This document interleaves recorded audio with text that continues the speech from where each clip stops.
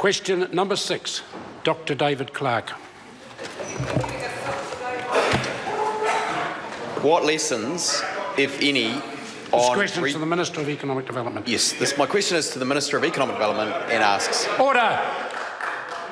What lessons, if any, on regional economic development has he drawn from his recent ministerial visits to Northland? Honourable Stephen Joyce. Mr Speaker, I learn things from every regional visit I make to every region in New Zealand. Over the last 3 years, I've visited hundreds of New Zealand companies and organisations in different regions around the country. Always take away their issues and ideas to address, and many of these have led to the development and implementation of the government's business growth agenda. Supplementary question, Dr. David Clark. Is he aware that the regions of Waikato, Taranaki, Manawatu, Wanganui, Tasman, Nelson, Marlborough, West Coast and Otago all have unemployment today more than 50% higher than it was during the worst part of the recession? And if so, does he think that his 6 years of glossy business growth agendas and shady deals with casinos have led us to this point? Honourable Stephen Joyce. Well, Mr Speaker, speaking of shady, I think I'd have to check the member's figures before I made any comment.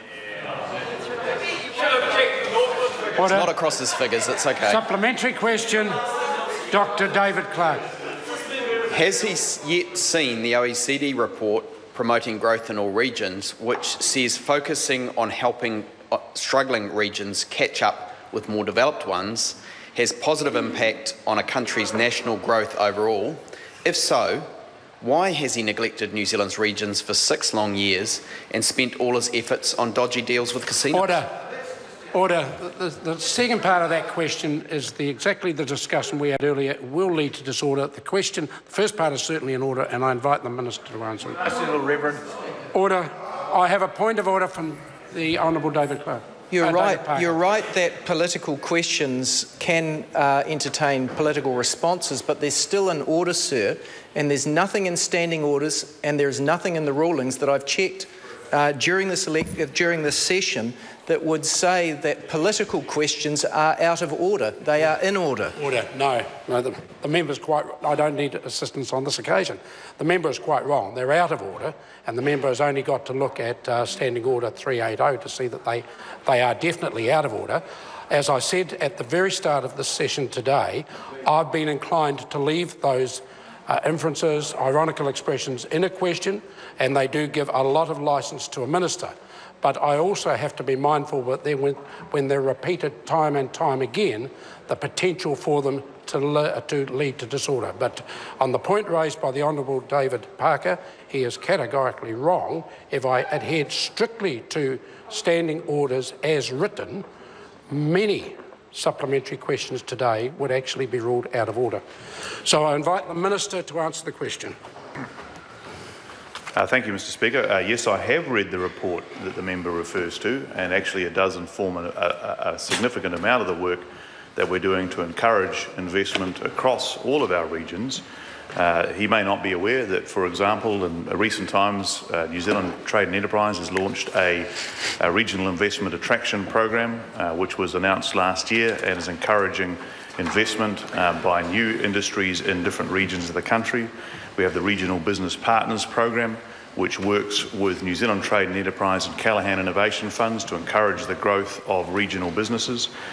We, for example, focus on the sort of reforms that will encourage regional business growth. Most of our regions are based in the resources sector, as we know, and primary sector.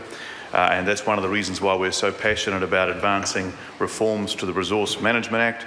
We, of course, make very significant... Order. Now we have an answer that's going on too long. Supplementary question, Dr. David Clark.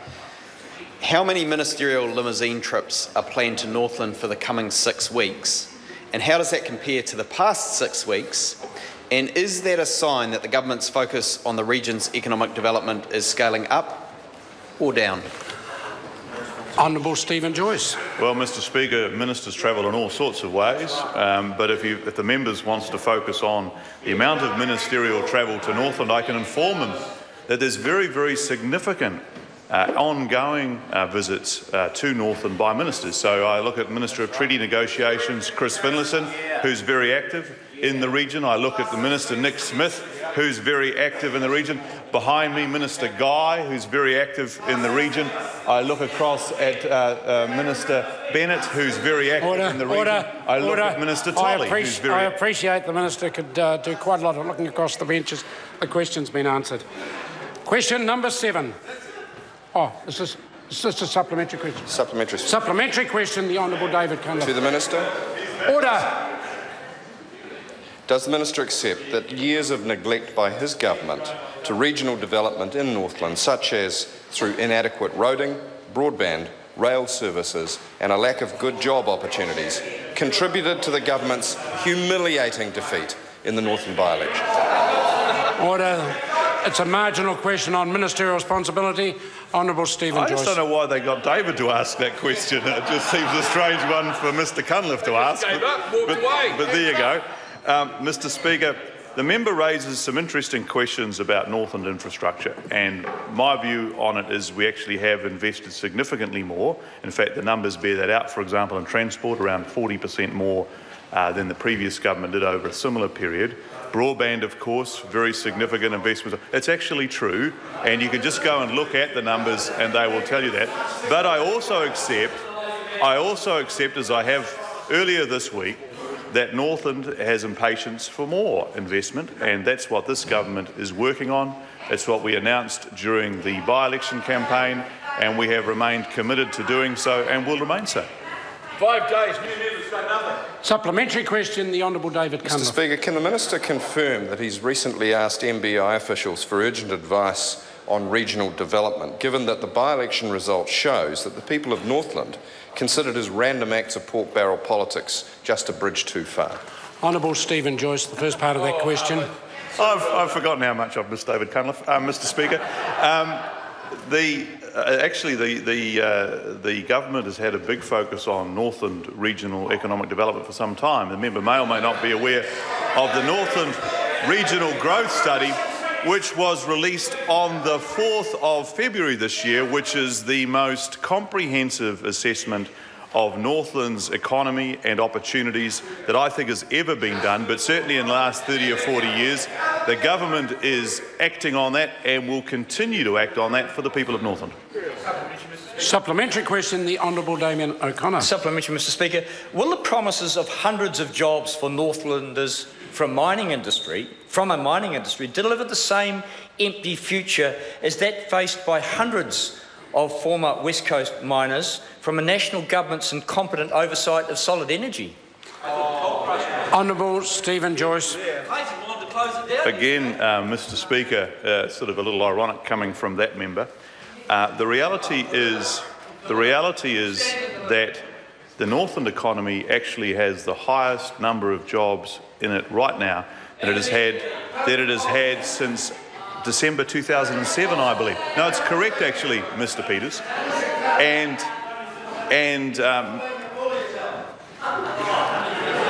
who's making the fool of himself, Mr Speaker? Old April over there. Old April. Question number 7, Catherine Delahunty. Tēnā koe, Mr Speaker. Kia ora